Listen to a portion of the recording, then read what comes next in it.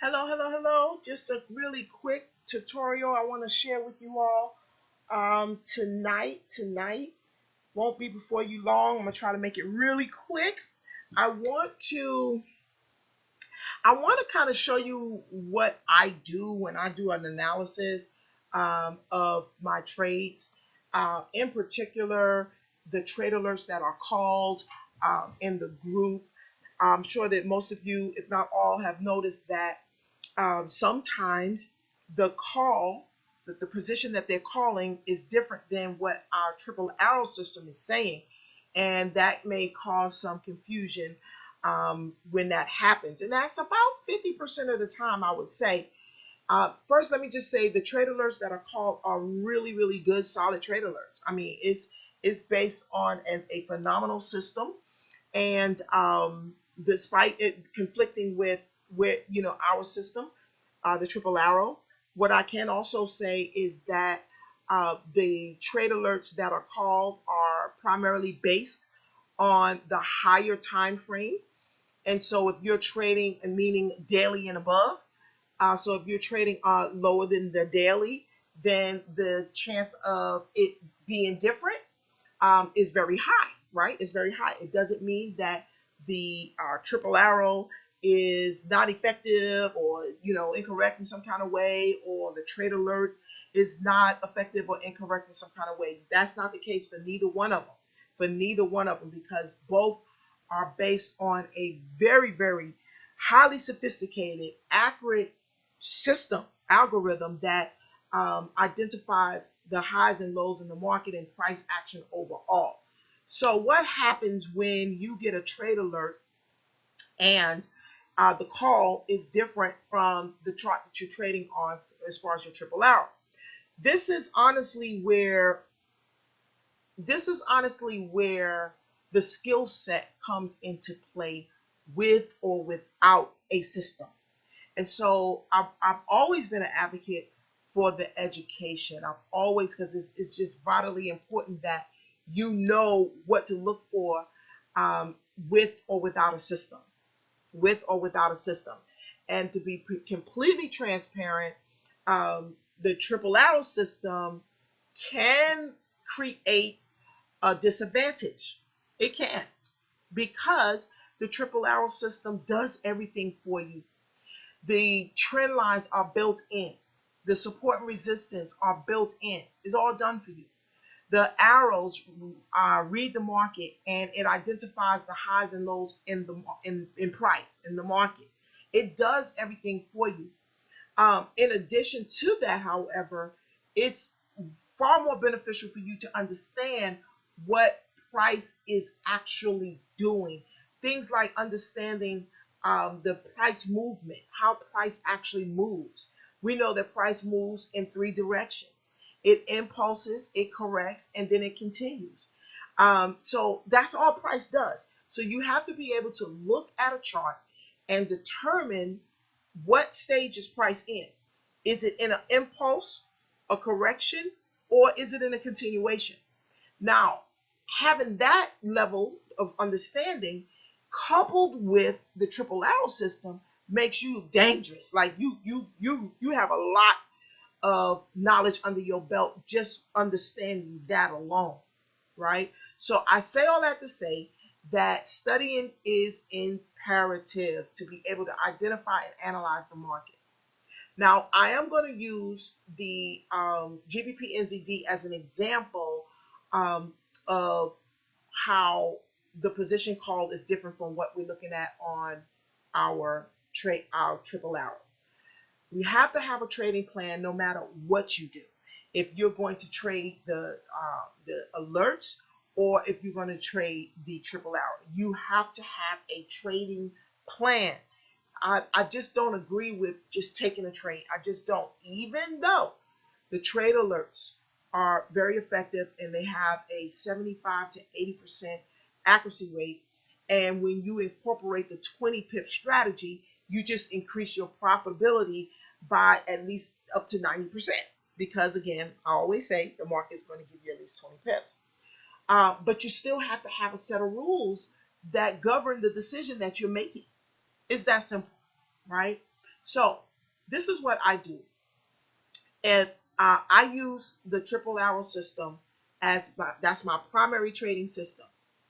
It is by far the most effective system that I have seen, and I've seen quite a bit. I've tried a lot of different things, and the triple arrow is just, in my opinion, the best, right? As far as, accuracy and, pointing out what price is doing. It gives us the ability to counter trend trade. A lot of people don't even realize that they're counter trend trading in a lot of instances when they're using the triple arrow, because hey, the trading plan and using it is the same whether you're counter trend trading or not. The only caution that I do suggest is that if your higher time frame conflicts, at least one higher time frame conflicts with the direction that you're trading on, to just be mindful not to stay in the market long. Just get your 20 pips, compound that, and be done, right?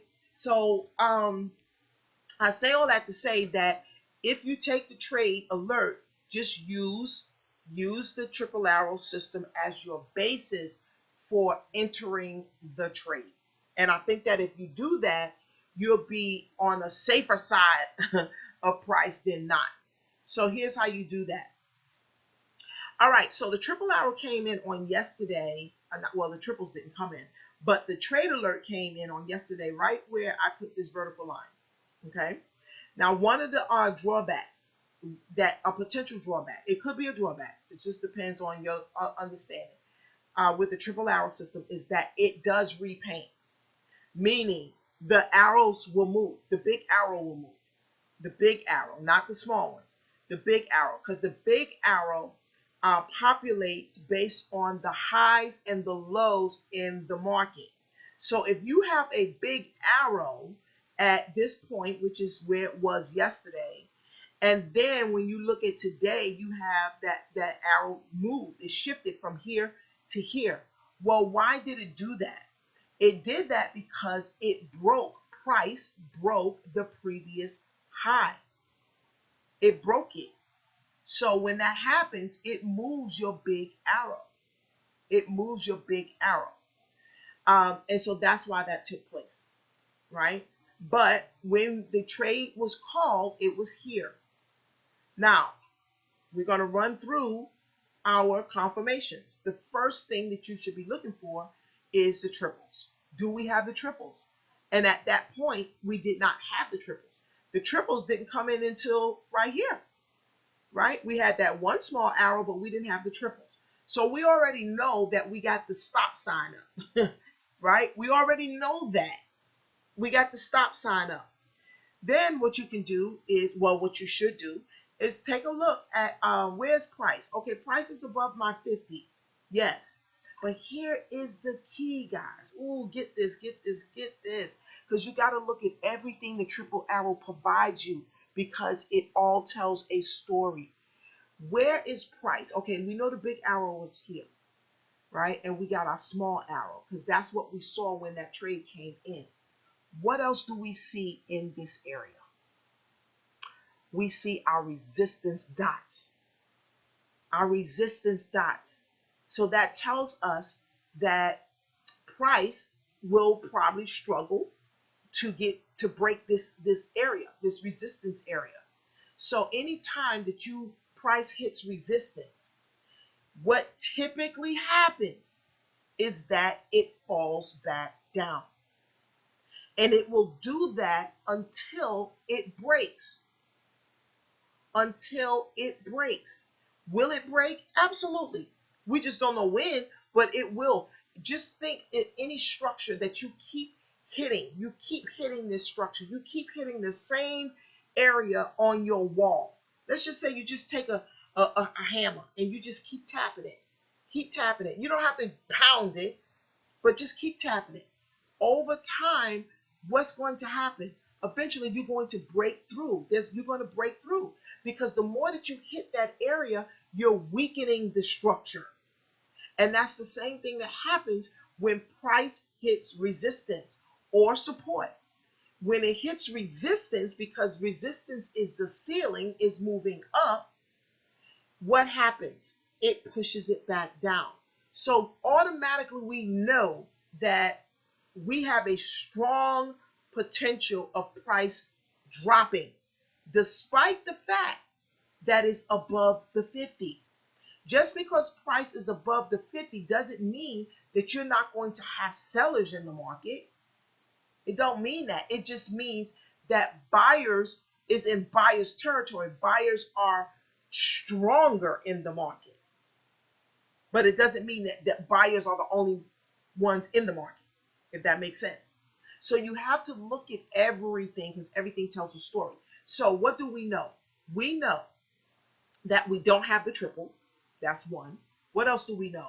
We know that price is right up against a resistance, a key resistance area. See, the triple arrow don't just put the dots just anywhere. It's in key areas, meaning these are strong resistance areas based on what? Based on past history. Past history, right around in this area, price resisted. In other words, price did not break it. And so if price don't break this area, what else can price do? It has to fall. So we know that we have a strong potential for price to fall. Well, our trade alert said to buy. We're not doing that. Right? We're not doing that right now. We're going to wait because we have two red flags that tells us that price is not going to buy at this time. At this time. So what do? We wait. What are we waiting for? Now you want to drop down. Well, before we drop down, you also want to look at your MACD. Yes, your MACD is in buyer's territory. It's above the midsection. Yes, your blue line, your blue moving average has crossed above the signal line, which is the red moving average, which signifies buyers. Yes, but here's what you want to look at. And this comes with experience, but experience comes with just engaging in the educating yourself on support resistance, educating yourself on different indicators. As a matter of fact, you can go to my YouTube and watch the video that it says triple arrow and the MACD. Watch that video. I break down the MACD, every component of the MACD and its function. Watch that video. Okay, so looking at the MACD right now, me looking at that, my first thought is, oh, we are at a peak. We are at a peak. It's risen up pretty high, right? I don't know what's going on at the right of it yet. So just at this point right here, I'm a little cautious because it is about to turn. The higher your moving average extends, the more likely that you're about to basically make a turn. Okay, so we got some cautions. We're not entering yet. Now we want to drop down to our 15-minute and see what price is doing on the 15-minute. Because remember, whatever's going on the higher time frame has already happened on the lower time frame. So let's find our vertical line. Let's find our vertical line. Voila. Our vertical line is right here. Okay. So what is price doing? What is price doing? The first thing I notice is not the candle. The first thing I notice is the resistance. We have resistance in this area, right? It coincides with the resistance on the hour time frame. So what that tells me is price did not break resistance on the 15-minute either, right? It's a key area. Then, despite the fact that it's above the 50, so you got to look at everything. Now let's take a look at our MACD. Okay, so remember on the hour I said that, the MACD was extended up high, which is an indication that it's about to make a turn. Whatever happens on the higher time frame has already happened on the lower time frame, and this has already happened. You see what I mean? So guess what? It not only made the turn, which is what it indicated on the hour, we see it in full play on the 15-minute. And what do we see? We see where the signal line has crossed above the MACD line, which indicates sellers are stronger in the market, even though the moving average is still above the midsection.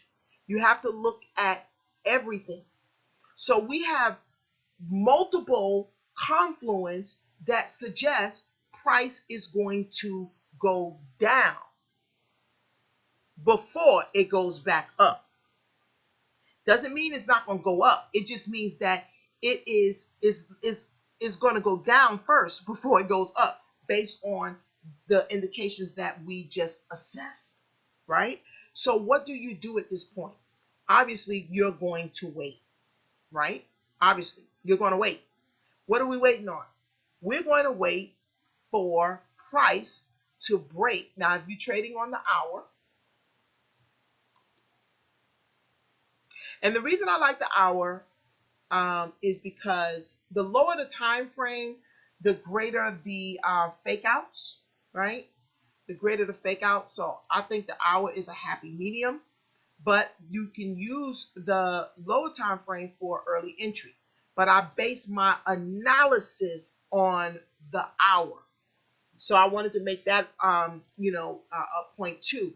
You can enter on the lower time frame, but you want to do your analysis on a higher time frame, higher, at least an hour or above.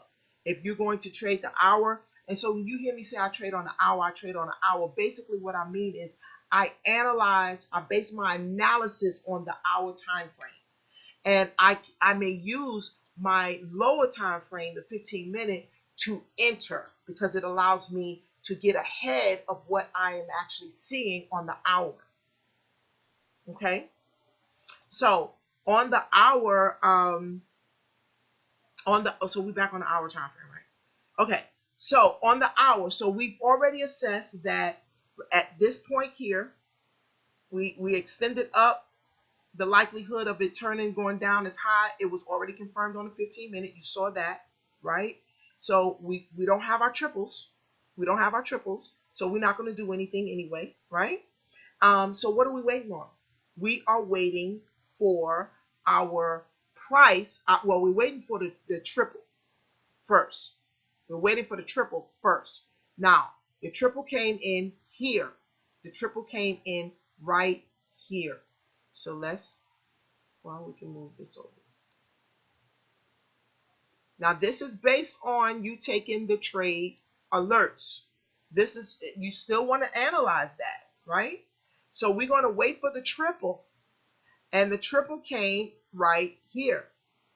What happened before the triple? Let's say you would have gotten in, took the trade. You would have gotten in somewhere, let's just say around in here. We would have took it down. I've already there we go. I want you to see it. 144 pips. This would have absolutely hit your stop loss. And in some cases, depending on your leverage and the size of your account, it would have blew your account.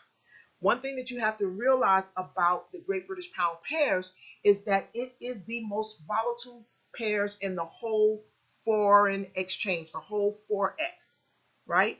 Because the Great British Pound pairs carry the most volume.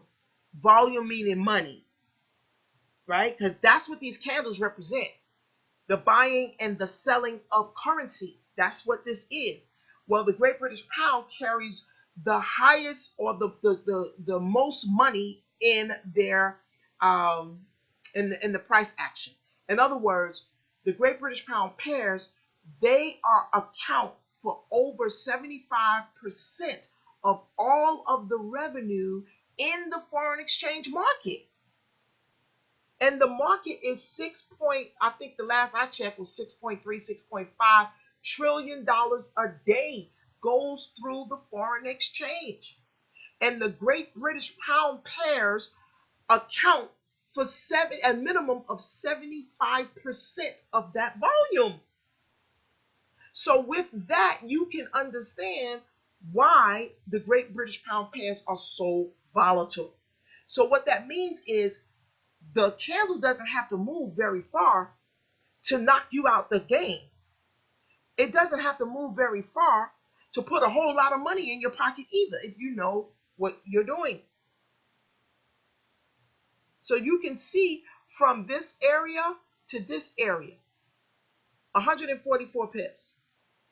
Does these candles look large? No, they don't have to with British pound pairs. So you always want to consider the pairs that you're trading, because every pair has its own behavior. And you have to consider that. You have to make adjustments around that. Like you might be trading at a $5 lot with a euro pair or a USD pair, but you on a GBP pair, you might drop that bad boy down to 250. Considering your account size and all that kind of stuff. But that's just an example. So you got to consider that. You have to consider that. And that's what I do. Now, I know for the sake of the video, it seems long, but I promise you, everything I just did, when you get the hang of this, you'll do this in like 30 minutes. I'm sorry, not 30 minutes, 30 seconds. 30 seconds. Because you're just looking. Where's price? You have the benefit of the triple arrow system. Use it to its fullest. Price was here, but also we have resistance here. That means we might struggle to get past this point. That's all that means. And if we can't get past this point, then what else can we do? We're gonna fall, right? We're gonna fall. We don't have our triples. Okay, so we're gonna stop anyway, no matter what's going on. No matter what's going on, if we don't have those triples, we're not doing anything anyway, right? Well, the triples came in. We're still above. Okay, now we got the triples. Now we look at the other stuff. We got the triples down here, right here on this candle. We're above our 50. We are in buyer's territory on the MACD, right? Let's see, on the 15-minute, did I show y'all that? What was going on in the 15-minute? So let's drop down the 15-minute, right? Because we're looking at the 15-minute for entry. You're analyzing on the hour, enter on the 15, right? So that's us right here. Now, on the 15-minute, you can do one or two things. If you enter on the 15-minute, you want to make sure that you're entering on a bullish. You want to make sure that candle is bullish. It needs to be the same direction that's on the hour. That's very important. Okay? Same direction that's on the hour. Now, you can enter in on the 15-minute at this point, right? When this candle closed, you can enter in on the 15-minute and take that up. Or you can wait on the candle to break the 50 and take it up. Now, if I would have entered right here, only because I analyze on the hour, and I'll enter strictly. That's all I'm doing is entering on the lower time frame. So my analysis on the hour suggests to me that if the candle is going in the same direction on the 15-minute, that it will be a good entry. Look at your MACD. Your MACD is is kissing. You see down here? It's kissing for a crossover. But remember, I analyze on the hour. If you're analyzing on the 15-minute, then your entry would be on the 5. But remember, the lower, the more fake outs. I don't prefer it. I don't even suggest it. But just know, just know what you in for and that kind of thing. Okay? So it's not necessary to analyze on the 15 if you're only entering on the 15. So I think I made my point there. So it does. We have a bullish candle here, right? And we have a bullish candle on the hour, which is right here. So we good. We are good. We are Gucci, and we can take the trade alert that was called. And had you done that, right? Let's see how much money or pips you would have made. Now, of course, if you would have took it for the 20, you would have been in and out of the market in no time. No time. Just at this point is 50, somewhat 49.50. Let's take it further up. Okay, 178 pips at this point. So, with that being said, the trade alert that was called was a great trade, even though it did not mirror the triple arrow at the time. We had the triple arrow was saying it's a bearish that was going down. Another thing that I want to share and just kind of reiterate the point is, remember, the big arrow gives you a heads up. Hey, I really want to turn around and go in this direction, whether that's up or down. But it's still in the dominant trend, the previous trend, until you get your triple arrow. Until you get your triple arrow, because that kind of solidifies it. Now, does that mean that it won't go haywire? No, it can still do that. But the probability of it not is much higher when you get your triple arrows. I have to preface it that way because price is king. We don't control price. We respond to what price is doing. And what we have to do as traders is learn how to respond, what to look for, what to look for.